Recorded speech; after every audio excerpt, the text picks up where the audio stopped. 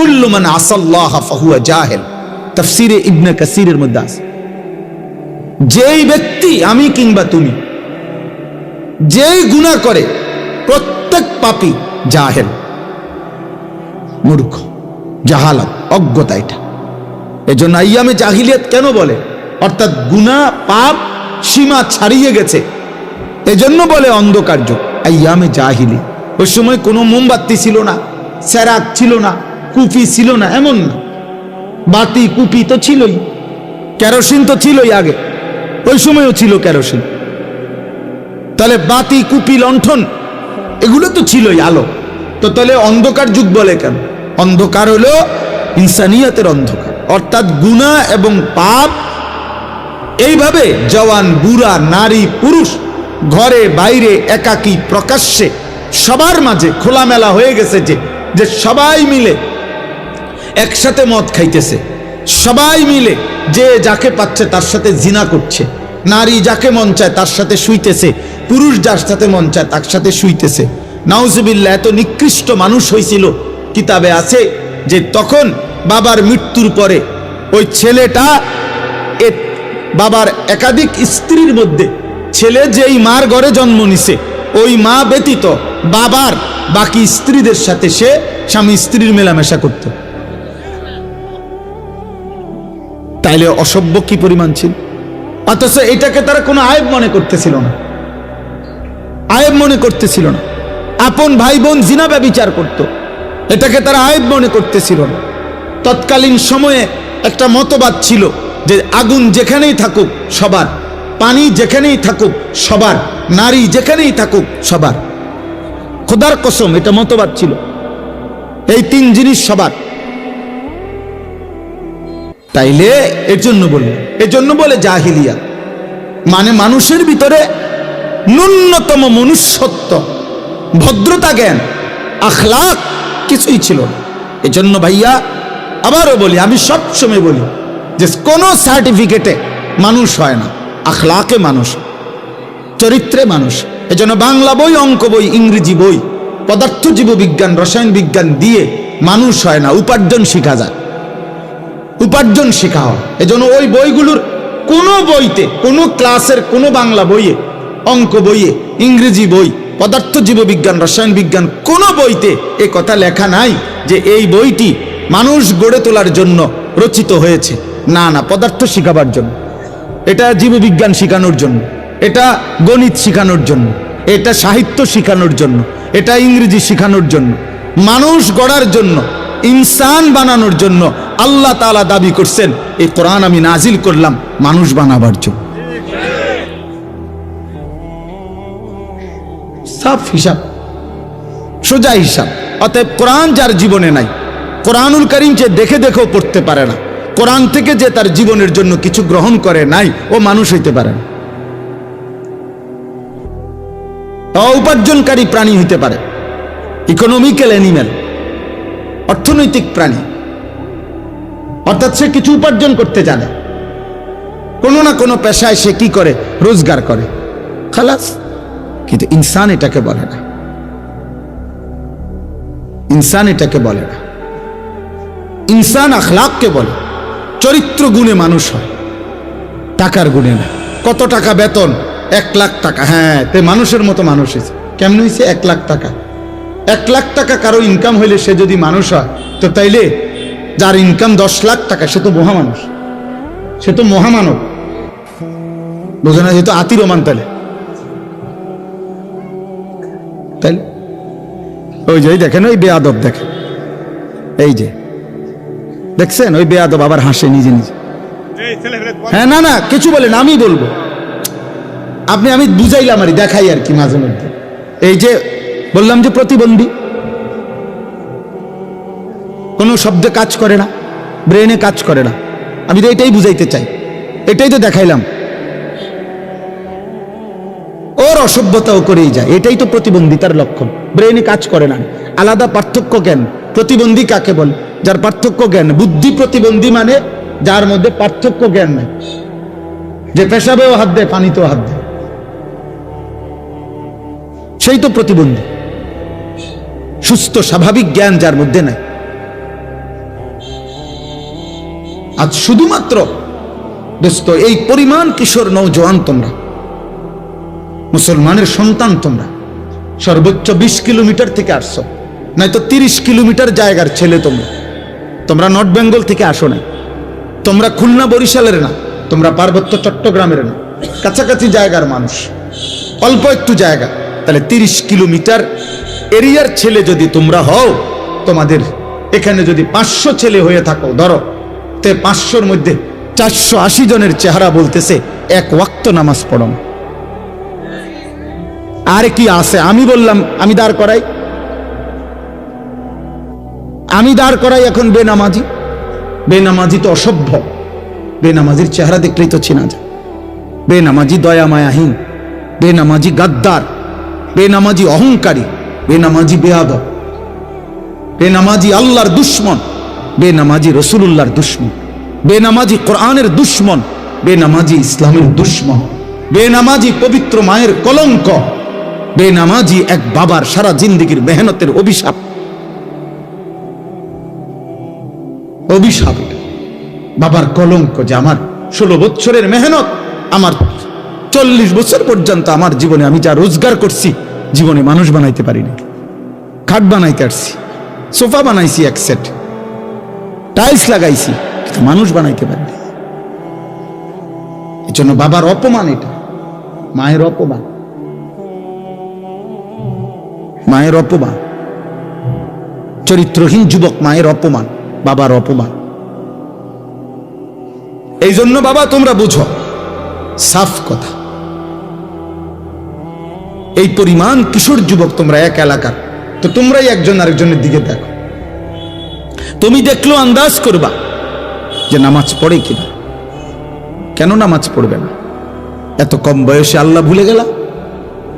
মাত্র 18 বছর বয়সে এক ওয়াক্ত নামাজ যারা পড়লা না, এত অল্প বয়সে মুসলমানের বাচ্চা হয়ে এত বড় গাদ্দার হয়ে গেলা। তাহলে 40 বছর পর্যন্ত বেনামাজি যদি চলতে থাকে, তো তুমি তো দাজ্জাল হয়ে যাবে।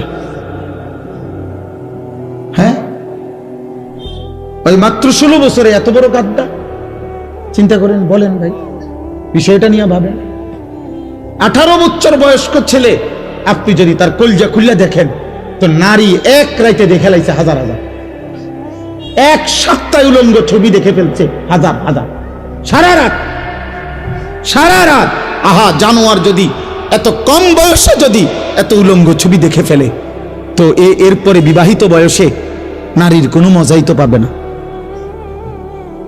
ও তো যা দেখার দেখেই ফেলছে। এই হাইওয়ান তো আর বিয়ে করবে কি? আর ও স্বামী স্ত্রীর বন্ধন তার দরকার কি তখন? এই জন্য ঘরকে ঘর, এলাকাকে এলাকা পরকীয়া। স্বামীও তৃপ্ত নাই, স্ত্রীও তৃপ্ত নাই। বেডিরও হিসাব হইলো না, আমার হিসাবে আমি আরো ভালো বেড়াই চাইলাম, হইলো বেডার হিসাব হইলো না, রে আমি ঠকছি রে, আমি তো আরো কি রে, আমি আজীবন ভর মোবাইলে কি দেখলাম, আমি এটা কি পাইলাম, এত বালা বালা বেডি তো আমি মোবাইলেই দেখছি। হ্যাঁ, হাইসো, আমি হাইসো, আর কোনোদিন সুখ মিলবে না, আর কোনোদিন সুখ মিলবে না। জীবনের এই অতৃপ্তি, খোদার কসম, সবচেয়ে বড় অতৃপ্তি। স্ত্রী নিয়ে যে সন্দিহান, স্বামী নিয়ে যে সন্দিহান, যে মহিলা সন্দেহ করে, টেনশনে থাকে, আমার স্বামী মনে 2 নম্বর। স্বামী যেখানে টেনশনে থাকে, স্ত্রী মনে 2 নম্বর। খোদার কসম, ওই ঘর, ওই সংসার জাহান্নামের টুকরা। ওইখানে পৃথিবীর সমস্ত বালাখানা, পৃথিবীর সমস্ত নাজ ও নিয়ামত যদি দেওয়া হয়, স্বামী স্ত্রীর এই অবিশ্বাস, এটা পৃথিবীতে আর কোনোদিন ওই ঘরে সুখ আনে না, সুখ আনে না।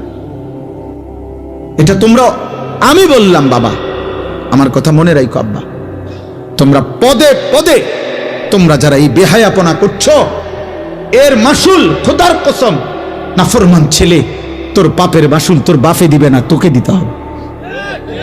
আমি বলে গেলাম, আমার নাম মনে রাখো, তোমাকে দিতে হবে। বললাম, তোমাদের এই চরিত্রহীনতা, তোমাদের এই দিবানিশি মোবাইলের আসক্তি আর নারী ছবি, এই অশ্লীল জিনা ব্যভিচার নিয়ে পড়ে আছো, মদ জুয়ায় আসক্ত হয়ে নারী, ছবি, জিনা, ব্যভিচার, নাটক, সিনেমা, বন্ধুদের আড্ডা, ঘন্টার পর ঘন্টা, 24 ঘন্টা। এমন শত শত মুসলমানের ছেলে, তাগড়া, জওয়ান, কিশোর, যার শরীর, দেহ, মন সব সুস্থ, অথচ এ বলতে পারবে না গত 24 ঘন্টায় সে কি করছে, নিজের জন্য কি করেছে, এই দেশের জন্য কি করেছে, আগামীর আখিরাতের জন্য কি করেছে, কিছুই জানেন, কিছুই জানেন। 8 ঘন্টা পার হয়ে গেছে, জিজ্ঞাসা করেন যে বাবা কি করছো, সর্বোচ্চ খবর পাবেন যে কিছু বুট খাইছে, বাদাম খাইছে, মোবাইল টিপছে, বন্ধুদের সাথে আড্ডা দিছে, একজনের লাথি দিছে, আরেকজনের শার্ট টাইনা ধরছে, আরেকজনের জুতা চুল টাইনা ধরছে, আরেকজনের কাছে এমন মেয়ের বিশ্রী কথা, মেয়েকে কি নিয়ে ছবি, অশ্লীলতা, যেগুলো নিজেদের মধ্যে বলে এমন জঘন্য বিশ্রী কথা যে কুত্তা এগুলা বলে না, কোন কুত্তাও এরকম বলতে পারে না। মানুষের বাচ্চা তো দূরে থাক, কোন কুকুর শুকরের মুখেও এমন কথা মানাবে। আস্তাগফিরুল্লাহ, আস্তাগফিরুল্লাহ।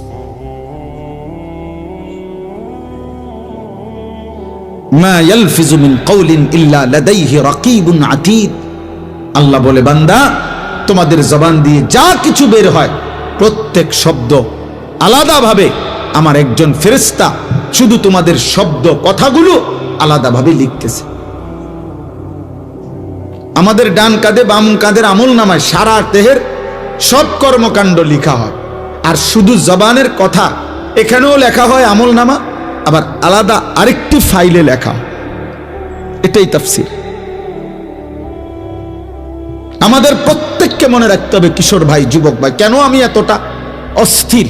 খোদার কসম, আল্লাহ রসুল বলছে প্রত্যেক মানুষকে তার জীবনে শুধু যৌবনকালের হায়াতের যৌবনকালের হিসাব দিতে হবে তাকে 2 বার আল্লাহর সামনে আখিরাতে, 2 বার। একবার আন উমরিহি ফিমা আফনাহু, একবার তার পুরো হায়াতের হিসাব দিতে হবে, তো পুরো হায়াতের মধ্যে যৌবন বলতে হবে। আরেকবার আলাদা আল্লাহ আবার বলবেন, বান্দা এবার আবার বলো, ওয়া আন শাবাবিহি ফিমা আবলাহু, তোমার যৌবন কোথায় ব্যয় করেছ? কমপক্ষে 15 বছর থেকে 40 বছর, এই মাঝের এই 25 বছর আলাদা আবার বলো, আবার বলো। এই 25 বছরের রাত্র দিন সকাল দুপুর সুস্থতা আমি আল্লাহ যোগ্যতা দিছিলাম, সবল স্বাস্থ্য, শরীর, সুস্থতা, সমস্ত অঙ্গের পূর্ণ ক্ষমতা আমি দিয়েছিলাম, বান্দা সেটা আমার পথে ব্যয় করেছো কতটুকু, শয়তানের পথে ব্যয় করেছো কতটুকু, বলো। সেদিন বুঝবা আব্বা ফেরেশতার এক এক লাথি কি জিনিস, সেদিন বুঝবা। হাদিসের মধ্যে আছে, তাফসীরে, ফেরেশতা জাহান্নামের মাঠ থেকে জাহান্নামীদেরকে নিবে হাঁটাইয়া না লাথি দিয়া দিয়া, একটা লাথি দিয়া দিয়া, ফেরেশতা লাথি দিয়া দিয়া নিবে। সেদিন বুঝবা। দুনিয়া তো তুমিও ভোগ করো, আমরাও ভোগ করি। আজকের দুপুরে যদি তোমরা খানা খাই থাকো, তা আমরা সিরা খাই নাই, আমরা খানাই খাইছি, আমরা খানাই খাইছি। সকালে যদি তুমি নাস্তা করে থাকো, তো আমরা বন খাই নাই, আমরা নাস্তাই খাইছি। তো দুনিয়া তো তুমি ভোগ করলা, আমরাও ভোগ করলাম। আলো বাতাস, রোদ বৃষ্টি, খানা, খাদ্য, খাবার, স্ত্রী, সন্তান, সংসার, ঘর বাড়ি, বিল্ডিং, দালান, এগুলো তো আমাদেরও আছে, নামাজি বান্দাদেরও আছে এগুলো। তাহলে বেনামাজি, পাপী, নাফরমান আলাদা কি ভোগ করছে? আলাদা তো ভোগ করছে না, গুনাহ করছে। আর গুনার মধ্যে কোনো উপভোগ নাই, আফসোস আছে। একজন স্বামী স্ত্রী, ওনারা বৈধ, ওনারা যখন তখন স্বামী স্ত্রী একত্রিত হইতে পারে, কিন্তু একটা নাফরমান চরিত্রহীন সারা রাত যদি উলঙ্গ ছবি মোবাইলে দেখে, একটানা 1 সপ্তাহ, উপভোগের তো কিছু নাই, আফসোস ছাড়া। হিসাব বুঝেন নাই? হয়তো শুধু আফসোসে না করে, হয় দেখে শুধু কিন্তু আফসোস করে, তার কলিজার উপভোগ বলতে তো কিছু নেই। কিন্তু স্বামী স্ত্রী তো হালাল ভাবে নিজেদের জীবন ভালোবাসা উপভোগ করে, উপভোগ করে। এজন্য কোন মদখোর, এই যারা নেশা নিয়ে লেখেছে, মাদকাসক্ত ব্যক্তি, সে কোনোদিন তৃপ্ত হয় না। পানি খাইয়া মানুষ বলে যে আর খাবো না, আমার তৃপ্তি হয়ে গেছে ভাই, পানির তৃষ্ণা ছিল, আলহামদুলিল্লাহ, আর লাগবে না এখন। কিন্তু কোনো নেশাখোর এটা বলতে পারে না, সিস্টেম নেই। নেশা না এমন যে এক সাগরও যদি মদখোর মদ পান করে তারপরেও তার তৃপ্তি হয়।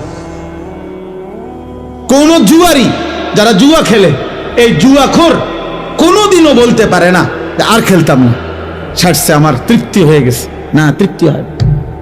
কোন সুদখোর, কিস্তিখোর, হারামখোর, একটা সুদখোর জীবনে কোনোদিন বলে না যে তৃপ্তি হয়েছে আমার, আর লাগতো না, আর সুদ লইতাম না। গুনাহ তৃপ্তি দেয় না। বেপর্দা নারী, একজন বেপর্দা নারী রাস্তায় যে বের হয়, এবার যদি আপনি সংখ্যা গুণনা বলেন যে বোন আপনার যে বেপর্দা বাইর হইছেন, আর আপাতত 50 জন বেডই দেখছে আজগা এই 1 ঘন্টার ভিতর, সাইর বুড়ি আমনের এখন ঘরে যান গা, কইব না আমি 50 জনের লোকে বাইরেছি না। তো কতজন দেখলে সারবে না, কোনো সংখ্যা নাই, দেখতে থাকো, আমার কোনো তৃপ্তি নাই। অসভ্য নারীর কোনো তৃপ্তি নাই। একজন নর্তকীকে জিজ্ঞাসা করেন যে আপনার নাচ কয়জনে দেখলে সারবো, আমরা এতজন ঠিক করি, হে বলতে পারবে এরকম। কিন্তু একজন পবিত্র ইমানদার স্ত্রী, তাকে বলেন আপনি যে তোমার কয়জন স্বামী দরকার, সে বলবে আমার একজন স্বামী যথেষ্ট। এটাই তো পার্থক্য। ইবাদত, আল্লাহর হুকুম পালন, হালাল স্বস্তি দেয়, তৃপ্তি দেয়। গুনাহ ও তৃপ্তি বাড়ায়, গুনাহ অশান্তি বাড়ায়, গুনাহ আগুন জ্বালায়। এজন্য আল্লাহ কোরআনে বলছেন গুনাহ আগুন। কু আনফুসাকুম ওয়া আহলিকুম নারা, হে ঈমানদারগণ, তোমরা তোমাদের নিজেদেরকে এবং পরিবারের সদস্যদেরকে জাহান্নামের আগুন থেকে বাঁচাও। এই আগুন মানে গুনাহ। দুনিয়ার মধ্যে তো আর এই মুহূর্তে জাহান্নামের আগুন জ্বলতেছে না, আর জাহান্নামের আগুন তো জাহান্নামে। তো আল্লাহ যে বললেন তোমরা তোমাদের পরিবারের সদস্যদেরকে আগুন থেকে বাঁচাও, তো আগুন কই? আগুন তো কোথায়? বোঝেন নাই কথা তো। এই কথার মানে কি বলেন, আপনাদের বুঝে কি বলে? কিসের থেকে বাঁচাও? হ্যাঁ, গুনাহ থেকে বাঁচাও। মানে দুনিয়াতে দৃশ্যমান কি বুঝাইতে চাইছে তাহলে আল্লাহ? গুনাহ থেকে বাঁচাও। তাহলে মানে তাহলে আগুন বলল কাকে? গুনাহ। তাহলে প্রতিটা গুনাহ কি? আগুন। কখনো সুখ দেয়, আগুন লাগলে সুখ হয় না। এক জাররা মেস বাতির দেশলাইয়ের আগুনও এক কোনাতেও যদি লাগে আঙ্গুলের, সেটা তৃপ্তি দেয় না, এটা অস্বস্তিতে ফেলে, অশান্ত করে দেয়। এই জন্য আব্বা তোমরা ফিরো, তোমরা নিজেরে নষ্ট করে দিও না। হইতে পারে বাবা পারতেছে না, তোমাদের বেঈমানের মতো চুল, মুশরিকের মতো চুল দেখলে ভয় পায়, বাবা ভয় পায়, তোমার মা তোমাকে ভয় পায়, যে সন্ত্রাসী মাস্তান চাঁদাবাজের মতো চেহারা, চুল, এই বেঈমান, ওরে দেখলেই তো ভয় পাই, যা বাদ দে, ফিসা দিয়ে ফির। আহা, মা যদি বলে ফেলে যা বাদ দে, আর হইতো না। আল্লাহ পাকের ইচ্ছা, আর পারলাম, আহারে অভিশাপ তো লাগিয়ে গেল। বাতে না খাইতে পারবা বাবা, আখেরাত তো আর মিলবে না। মায়ের কলিজার দোয়া না নিলে, বাবার কলিজার দোয়া না নিলে, কোন ইমানদারের দোয়া না নিলে, কোন আলেমে দ্বীনের দোয়া না নিলে, আল্লাহর দয়া না হলে আখেরাতের মুক্তি মিলবে কিভাবে? গুনাহ করতে করতে। তাইলে এজন্য বুঝতে শেখো, তুমি তোমারে রহম করো। আমি প্রত্যেক দিন বলি, ছেলেরা, অসংখ্য ছেলে তুমি নিজের হাতে নিজেরে ইচ্ছা করে নষ্ট করে দিচ্ছ, কেউ তোমার করে মনে রাখবে না। একটা পাপী, একটা নাফরমান, একটা নাফরমানকে, পাপীকে পৃথিবীর মানুষ শ্রদ্ধার সাথে স্মরণ করে না রে। ফেরাউন, এই নাম সে তো দুনিয়া ভোগ করছিল, কিন্তু এই নাম পৃথিবীর মানুষ কোন কুত্তার নামও রাখে না। নমরুদ, এই নাম পৃথিবীর মানুষ কোন কুত্তার নামও রাখে না। আবু জেহেল, আবুল আহাব, এই নাম পৃথিবীর মানুষ কোন কুত্তার নামও রাখে না, কোন জানোয়ারের নামও রাখে না। কিন্তু বেলাল, এই নাম পৃথিবীতে 1450 বছর পরে এক হাবশী গোলাম কৃতদাস ছিল, কিন্তু আল্লাহকে রাজি করছে। আজ 1450 বছর পরেও লক্ষ কোটি ইমানদারের সন্তানের নাম পৃথিবী জুড়ে বেলাল। বেলালের কোনো আঞ্চলিকতা নাই, বেলাল কোনো বাংলাদেশের নাম না, বেলাল পৃথিবীর নাম। আঞ্চলিকতা আছে মানে এরিয়া এরিয়া ভিত্তিক না, বেলাল শুধু বাংলা ভাষীদের নাম, বেলাল শুধু ইংরেজি ভাষীদের নাম। বেলালের কোনো অঞ্চল নাই, বেলালের কোনো এরিয়া নাই, রবের দুনিয়া পুরাটা এই নাম উচ্চারিত। আবু বকরের কোনো এরিয়া নাই, ওমরের কোনো এরিয়া নাই, ওসমানের কোনো এরিয়া নাই, আলীর কোনো এরিয়া নাই, বছর নাই যে গত 30 বছর এই নাম চলছে এখন আর চলে না, 50 বছর চলছে এখন আর চলে না, না 1450 বছর পরেও আপন মহিমায় চিরভাস্বর। সুবহানাল্লাহ, সুবহান। মনোযোগ জরুরি। এই মোবাইলে ছবি তুললা, হই হুল্লুর করলা, লাফাইলা ফালাইলা, দফাদফি করলা, চিৎকার চেঁচামেচি করলা, কি হলো? অর্জন কি? দেখি ফুটবল খেলার মাঠ, এটা একটা তামাশা, বিনোদন কেন্দ্র, এরকম কিচ্ছু না ভাই। কাজে অনর্থক হাঙ্গামা করার কিচ্ছু নাই। হুজুরদেরকে নিয়ে লাফালাফি করার কি আছে? দিন মানা দরকার, আখেরাত মানা দরকার। কোন আলেমে দিন তার বলার মাকসাদ তো আখেরাত, জীবন পরিবর্তন, জীবন পরিবর্তন। সমস্ত বুজুর্গানে দিন বলে থাকেন যে উসিকুম ওয়া ইয়া, আল্লাহর কথা, কোরআনের কথা, এই কথাগুলো যারা বলেন ওনাদের মাকসাদ থাকে যে আপনাদেরকেও বলতেছি, নিজেকেও বলছি। উসিকুম ওয়া ইয়া বলছি, নিজেকেও বলছি, তা একই কথা। যদিও বক্তা একজন, শ্রোতা আপনারা, কিন্তু সম্বোধন আসলে আমাকেও আপনাদেরকেও। কোরআনের প্রত্যেক কথা যাদেরকে লক্ষ্য করে বলছেন আল্লাহ, সেই মানুষগুলোর মধ্যে আমিও অন্তর্ভুক্ত, আপনারাও অন্তর্ভুক্ত, ইমাম সাহেবও অন্তর্ভুক্ত, মুসল্লিও অন্তর্ভুক্ত, পীর সাহেবও অন্তর্ভুক্ত, মুরিদও অন্তর্ভুক্ত। কোরআনের সম্বোধন। এজন্য কোরআনুল কারীমের মধ্যে আছে অসংখ্য আয়াত, আল্লাহ তাআলা শুধু একক শব্দ বলে নবীজিকে লক্ষ্য করে বলছে, যে আপনাকে বলতেছি। নবী সাল্লাল্লাহু আলাইহি সাল্লামকে একা বলছে, ফাকাতিল ফি সাবিলিল্লাহ, আপনি একা, কেউ না থাকলেও আল্লাহর পথে যুদ্ধ করেন। কাতিল এক বচনের শব্দ।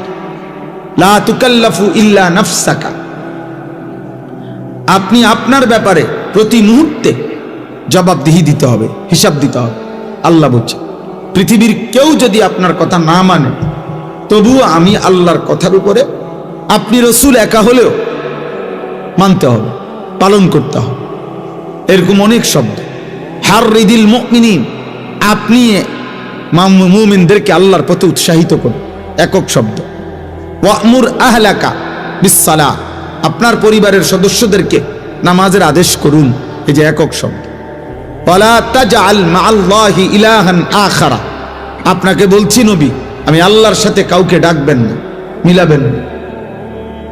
নবীকে আল্লাহ বলছে লা ইন আশরাকতা লা ইয়াহবাতান্না আমালুকা, আপনার থেকেও যদি আমি আল্লাহ এক বিন্দু কোনো শিরিক দেখি, তা আপনি রসুলেরও সারা জিন্দেগীর সব আমল একসাথে শেষ করে ফেলে দেব। তাহলে এই একক শব্দ, তার মানে আমরা প্রত্যেকেই মুখাতাব, রসুলও উম্মত, সাহাবারাও অনুসারীরাও। কোরআনুল কারীম আমাদের সবার জন্য, সবার জন্য। কোরআনুল কারীমের মধ্যে আল্লাহ বলছে আমানার রাসূলু বিমা উনজিলা ইলাইহি মির রাব্বি ওয়াল মুমিনুন, আমি আল্লাহর পক্ষ থেকে যেই কোরআন নাজিল হয়েছে, এই কথাগুলো রসুল তিনিও মেনে নিয়েছেন এবং ইমানদাররাও মেনে নিয়েছেন, সকলেই মেনে নিয়েছে, সবার জন্য। এজন্য রাসূলুল্লাহ সাল্লাল্লাহু আলাইহি সাল্লাম হাদিসের বর্ণনা আছে যে কোনো আমল এমন নাই, একটি আমলও এমন নাই যে আমলটি সাহাবারা বেশি করছে অথচ নবীজি কম করছে না, বরং সকল আমল এমন যে সাহাবারা যেটুকু করছেন রাসূলুল্লাহ সাল্লাল্লাহু আলাইহি সাল্লাম সর্বদাই তা বেশি করছেন, বেশি করছেন তিনি। এমন কোনো আমল নাই যেটা তিনি কম করছেন, যে আমি যেহেতু নবী, আমি যেহেতু আমার তো একটু বিশেষ ছাড়টার আছে, হ্যাঁ, তোমরা পালন করো, আমি ঘুমাই। না, এটা না। আমরা উভয়েই মুখাতাব, উপরে নিচে আমরা সবাই মুখাতাব। হুজুর পাবলিক আমরা সবার জন্যই দিই, আমাদের সবার হিসাব হবে, আমারও আপনাদের, ছেলেরা তোমাদেরও, বাবারা আপনাদেরও, এবং আলাদা আলাদা হিসাবে, আলাদা আলাদা। বাবার পক্ষ হয়ে ছেলে কথা বললে হবে না, ছেলের পক্ষ হয়ে বাবা কথা বললে হবে না, মুরিদের পক্ষ হইয়া ফিসাব কথা বললে হবে না। যেই সমস্ত ব্যক্তিরা মনে করে বা বলে যে বাবা তরাইয়া দিব, বাবা পার করে দেব, ভণ্ড এগুলো। বাবারে তো হুক বানাই বেটা, বাবায় তো দৌড়ের উপরে থাকবো বেটা, সাসা জেডা ফুফা খালু সবই তো দৌড় দিব বেটা আখেরে। বাপ চাচা স্বাস্থ্য ভাই জ্যাঠতো ভাই কারোই তো হুঁশ নাই। তাইলে প্রত্যেকেই একজন একজন করে আল্লাহ তাআলার সামনে দাঁড়াইতে হবে। ওয়াকিফুহুম ইন্নাহুম মাসউলুন। কোরআনুল কারীমের মধ্যে আছে আল্লাহ তাআলা বলেন, আল্লাহ বলবেন ফেরেশতাগণ আমার একজন একজন বান্দাকে আমার সামনে এনে দাঁড় করাও, আজ আমি আল্লাহই নিজে জিজ্ঞেস করব। আল্লাহ জিজ্ঞেস করবেন, ওয়াকুল্লুহুম আতিহি ইয়াউমাল কিয়ামাতি ফারদা। আল্লাহ বলেন সকলেই তোমরা কিয়ামতের দিন আল্লাহ তাআলার সামনে আসতে হবে একজন একজন, ফারদান আই ওয়াহিদান, একজন একজন, একজন একজন করে আসতে হবে। এজন্য নওজোয়ান যার যা মনে করতেছো, ফুর্তি রং তামাশা খামখেয়ালি, এজন্য অনেকে নামাজ পড়ো না, যে কেউ বলে না। তুমি মনে করছো তোমার আব্বা যেহেতু ধমকায় না, খালাস, আর কি, তোমার মা যেহেতু কিছু বলতেছে না, অতএব সমস্যা কি আর? এই গ্রামের, এই এলাকার, এই বাড়ির, মহল্লার বা তোমার আপনজন আত্মীয় স্বজন কেউ যেহেতু আর তোমাকে এখন বলতেছে না, এই জন্য তুমি নষ্ট হয়ে গেলা, আল্লাহ চিনলা না, নামাজ পড়লা না, চরিত্রহীন হয়ে গেলা, নারী ছবি অস্থির দৃশ্য উলঙ্গ নাচ গান দেখে নিজেকে চরিত্রহীন বানায় দিলা। তো তুমি মনে করো যে এ কথা মনে রাখতে হবে, বাপ আমিও, আমরা সকলেই, এই পৃথিবীর সবাই ছেড়ে দিবে কিন্তু আল্লাহ ছাড়বে না। আর সবাই নজর রাখলেও তিনি হিসাব নিবেন, সবাই নজর না রাখলেও তিনি হিসাব নেবেন। আমি এই আয়াতই পড়ছি, এখানে বলবো এক্ষুনি শোনাচ্ছি। আল্লাহ তাআলা বলছে, বান্দা তুমি আমার আড়াল হইতে পারবা না। আজ কেউ নিজেকে চালাক, স্বাধীন, আজাদ, মুক্ত, বুদ্ধিমান মনে করার সুযোগ নেই। প্রত্যেক পাপী, প্রত্যেক নাফরমান মূর্খ, প্রত্যেক পাপী মূর্খ, প্রত্যেক নাফরমান মূর্খ, প্রত্যেক নাফরমান। এর মধ্যে সবচেয়ে বেশি মূর্খ হইল যার কপালে সেজদা নাই। সবচেয়ে নিকৃষ্ট, আসমানের নিচে জমিনের উপরে সবচেয়ে নিকৃষ্ট প্রাণী হলো ওই নাফরমান যে সেজদা দেয়। ওই জানোয়ারও না, জানোয়ারের জাতও না, জানোয়ারের চাইতো নিকৃষ্ট। মানুষ তো নাই, ওটা কোনো জানোয়ারও না। বাস্তবতা এটা। বেনামাজি আসলে কোনো জানোয়ারও না, মুসলমানও না, মানুষও না, জানোয়ারও না। এটা জানোয়ারের চাইতে নিকৃষ্ট। জানোয়ার এই জন্য না, কেন? জানোয়ার আর মানুষ এর হুকুম বরাবর না, কারণ ওরে সেজদা দিতে বলে নাই। গরু ছাগল কুকুর বিড়ালকে সেজদা দিতে বলে নাই, এজন্য সে দেয় না। তাহলে তার সমান হবে কেমনে সে? সেটা তো সেও প্রতিবাদ করবে। একটা মানুষ বেনামাজিকে যদি কুত্তার সাথে তুলনা দেয়, কুত্তা প্রতিবাদ করবে যে কি যুক্তিতে আমারে তার লগে মিলাইছেন।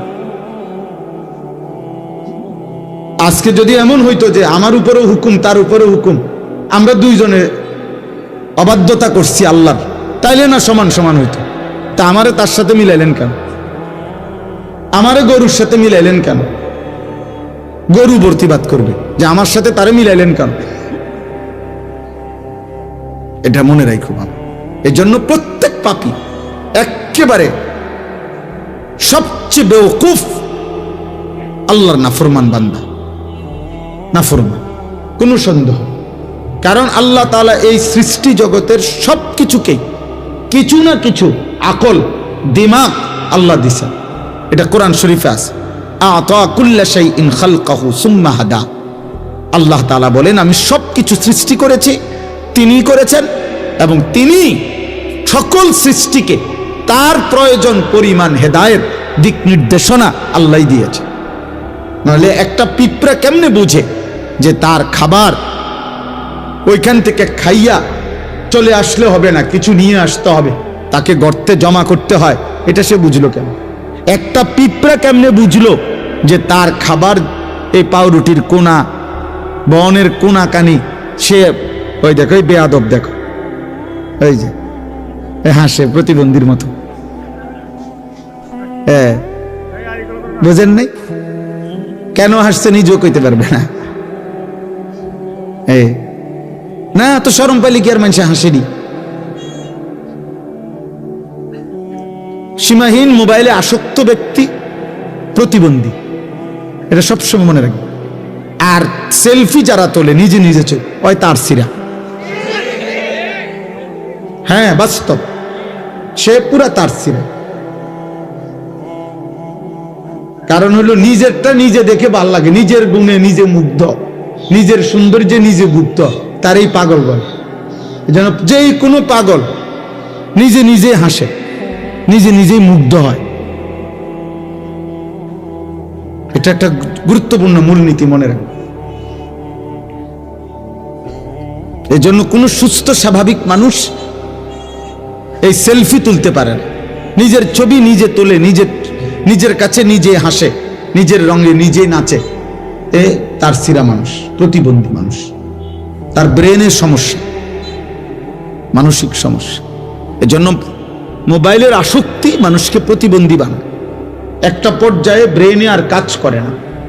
এখানে আলেম, বয়স্ক, মুরব্বী, হুজুর কোনো কিছু আর সে ধার ধারে না যে এটা এখানে মানাবে কিনা, আমি যা করছি এটা ঠিক কিনা, এখানে এটা এই জায়গায়, এই পরিবেশে, এই পরিস্থিতিতে এটা হবে কিনা, উচিত কিনা, খাপ খায় কিনা।